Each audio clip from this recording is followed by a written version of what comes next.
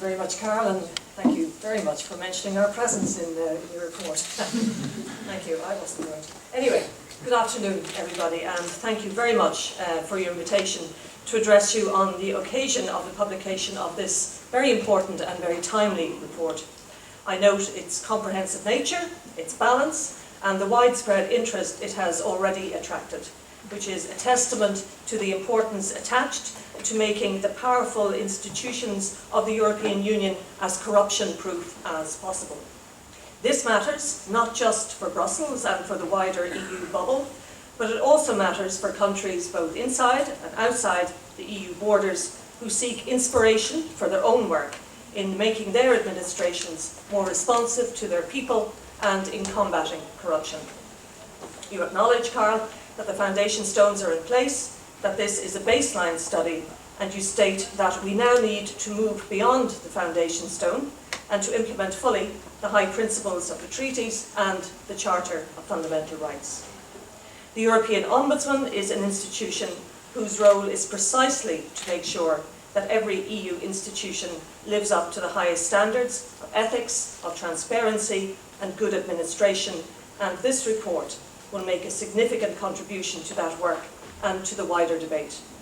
So I congratulate everyone who worked so hard on it, and especially Carl and Mark and your Brussels colleagues. You should be immensely proud of what you have achieved. Transparency International and the European Ombudsman share common ground on many issues. And I want to share with you how I have already begun the process of reorienting our resources towards more sharply defined and strategic goals in order to achieve greater effectiveness and, hopefully, impact. Over the next few months, I will be rolling out a series of new own initiative inquiries focused on areas of significant public interest or which relate to a high principle in the area of governance and ethics. A dedicated coordinator has been appointed internally to ensure that these investigations are carried out as efficiently and effectively as possible. An investigation into how the Commission deals with revolving doors issues is currently underway, as is an investigation into the operation of the European Citizen Initiative. A new own initiative investigation into Commission expert and advisory groups will shortly get underway, as will an investigation into fundamental rights obligations in the use of cohesion funds. We also plan an investigation into how the European Central Bank will implement its new banking supervision responsibilities and explain them to citizens. This more strategic and proactive approach to systemic investigations, alongside the processing of single complaints, will continue to help to embed a culture of accountability, transparency and public service within the EU institutions, guided by the public service principles which Carl has mentioned, and the European Code of Good Administration developed and enforced by my office over the last number of years. All of the above underpinned by the Charter of Fundamental Rights, which guarantees the right to good administration. I have also engaged in dialogue with numerous organisations, including Transparency International, to see where my efforts and resources can best be used. I know well that change happens in the absence of political will, when pressure is applied from multiple sources, and I welcome work such as this, which can complement and support the work of my own institution. The European Commission, as we know, recently published a report on corruption and its costs within the Member States. I have suggested that the Commission might include the EU institutions in its next investigation. Your report, published just in advance of the parliamentary elections and the appointment of the new Commission, should play a critical role in allowing the increasingly powerful new institutions, agencies and bodies to examine their own performance when it comes to ensuring the eradication either of corruption or the possibility of corruption from their organisations.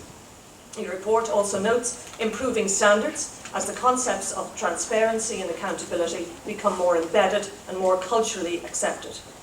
I believe that the vast majority of excellent and dedicated public servants who staff the institutions will welcome the added impetus that this report will give to their efforts to achieve the highest of standards. It is also vital to state, as you have done, why this matters. It matters, of course, on a moral level, but for those not overly concerned with that rather abstract concept, it's perhaps more useful to speak in terms of hard cash. The Commission report gave a corruption price tag of €120 billion per annum, effectively the annual EU budget, while a World Bank report estimated that the cost of, as they put it, annual worldwide bribery is conservatively $1 trillion or 1,000 billion US dollars per annum. But it's harder perhaps to calculate the cost of the damage inflicted on global health, on the environment, on third world development, on a whole range of human activities grossly undermined and impaired by corrupt state and private sector practices. The battle against corruption is not a niche activity conducted by well-meaning NGOs perched on top of the high moral ground. It is something that encompasses human rights, development, environmental protection, and the capacity of government to safeguard their own resources. As an ombudsman, both in Ireland and now in the EU, I expect people and institutions to do the right thing because they are sufficiently evolved ethically to do it, and not because there's a regulation laboriously processed through Parliament or government that tells them to do it. I like to operate on the level of principle, mindful of the words attributed to the Roman historian and senator Tacitus, that the more corrupt the state, the more numerous the laws. As a parent, for example, I would very much like my children to jump up from the dinner table offering to do the washing up because it's the right thing to do, and not because I have pinned a notice to the fridge warning of dire consequences if they don't. I believe that the EU institutions and agencies should be capable of functioning through principle and not necessarily have their behaviour controlled through the enactment of regulation dealing with every conceivable ethical breach.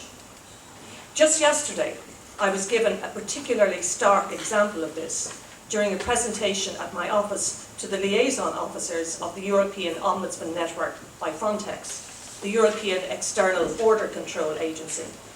The Frontex representative, quoting the agency code of conduct, noted that preventing someone from breathing during a deportation was not allowed.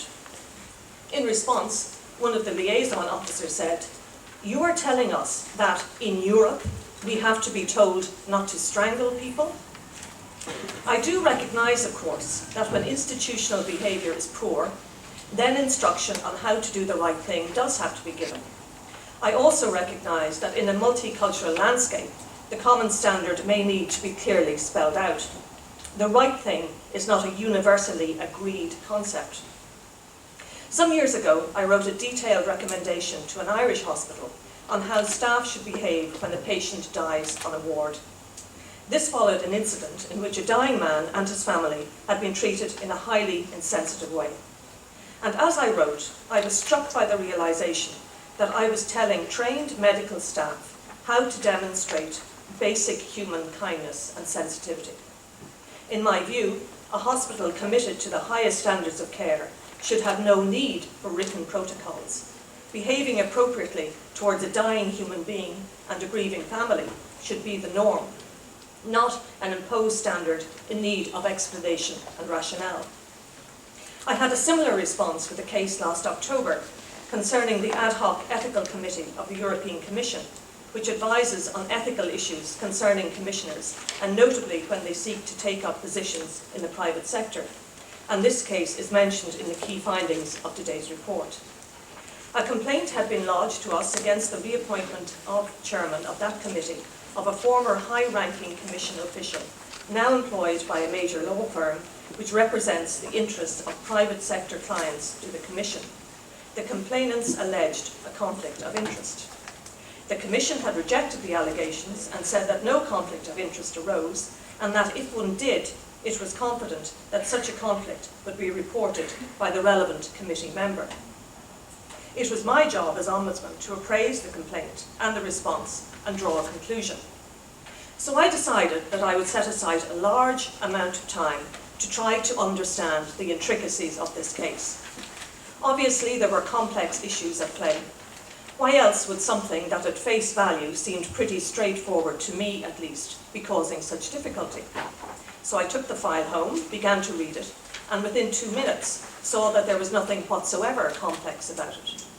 The former high-ranking official was in an obvious conflict of interest situation and should not therefore be judging similar situations concerning others moving to the private sector.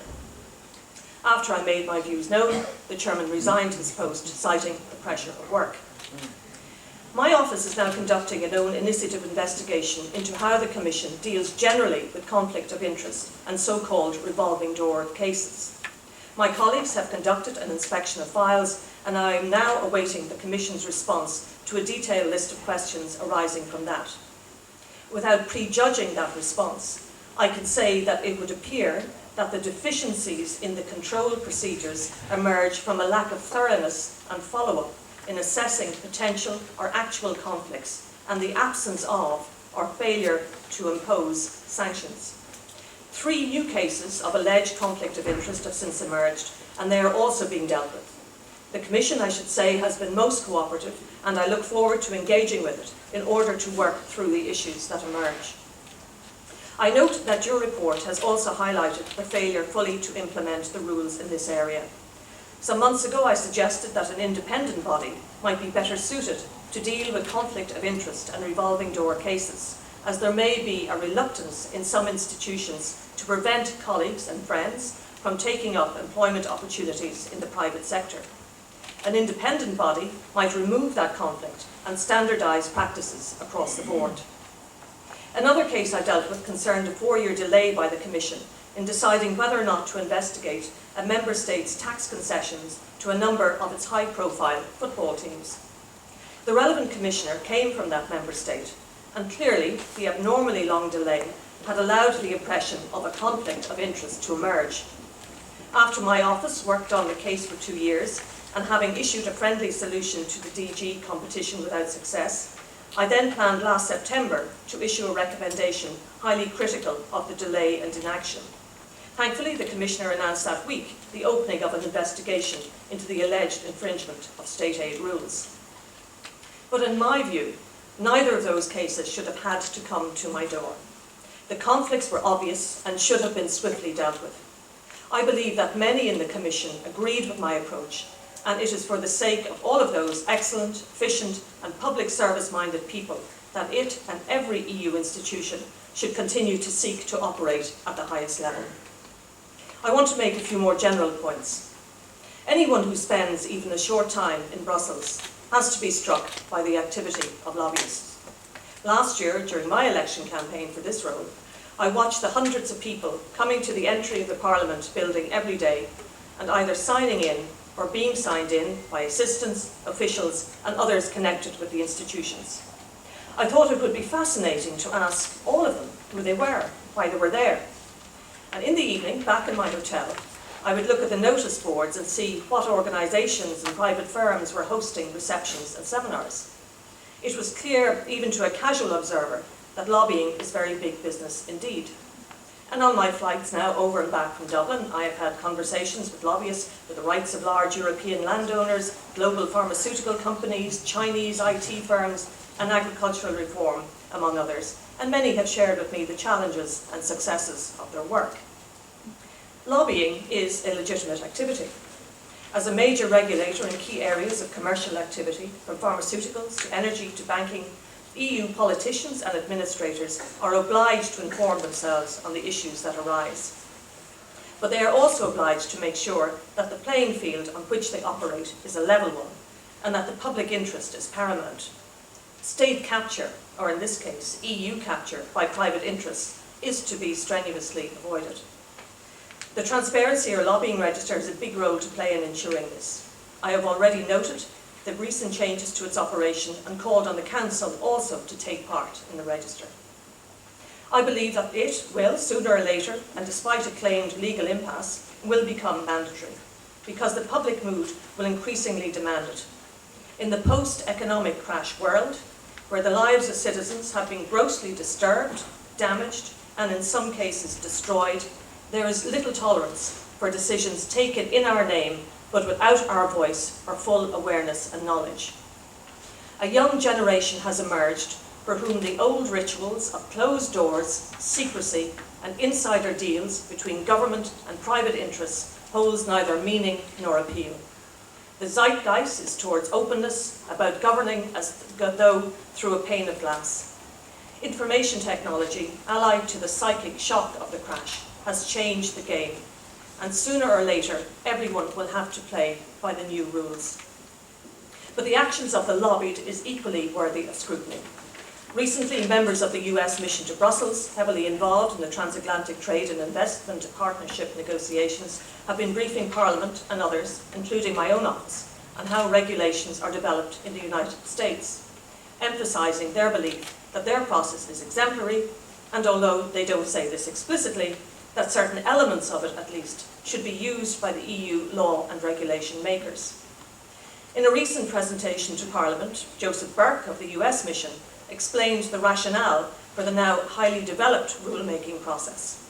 In the wake of the 1930s depression, he said, the US government greatly expanded the authority of regulatory agencies to try and stabilise the economy, regulate the markets, and provide financial security to citizens. These measures, he said, gave tremendous power to well-intentioned but unelected civil servants. Unelected civil servants wielding this amount of influence in turn caused significant concern outside the executive branch of government, concerns such as transparency, stakeholder participation, and accountability.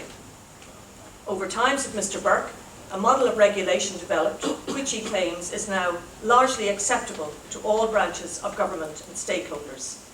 This very detailed process includes the online publication of every interaction between the relevant agency and stakeholders, the public identification of everyone who comments on the process, public hearings, and strict rules in relation to the acceptance of gifts, etc. If Mr. Burke's claims do indeed reflect the process, then it would appear that what emerges at the end of it is a transparent and detailed roadmap of the making of a regulation.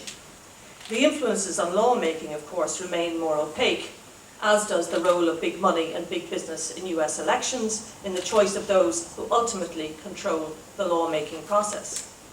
But nonetheless, given the influence of EU administrators on policy development, the US regulatory model may provide some guidance as to what future measures could be taken to make sure that the passage to law or regulation is a transparent one, with every step publicly visible and the actions of all, stakeholders and officials, elected or otherwise, fully accounted for.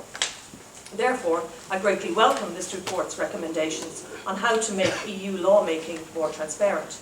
The report also points to the opaque workings of the trialogues and that they also need to change. Important decisions taken behind closed doors and without a public record of how a compromise has been reached also serve to dilute the ability of member state parliaments and the public to scrutinise what is being agreed and so further increase the democratic deficit. Let me conclude.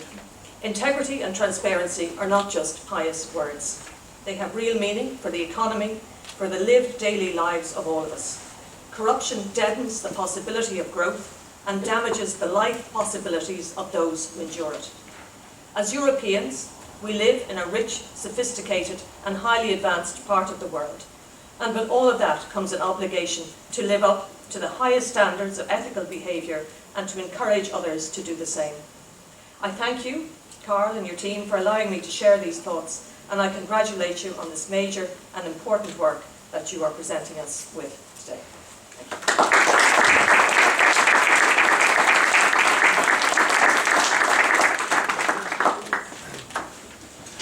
Thank you very much. Thank you for that very, very stirring opening address, and the series of own initiative reports that you mentioned at the start remind us that that is exactly the sort of proactive rather than reactive approach that we are recommending towards getting a handle on corruption cases at the EU level.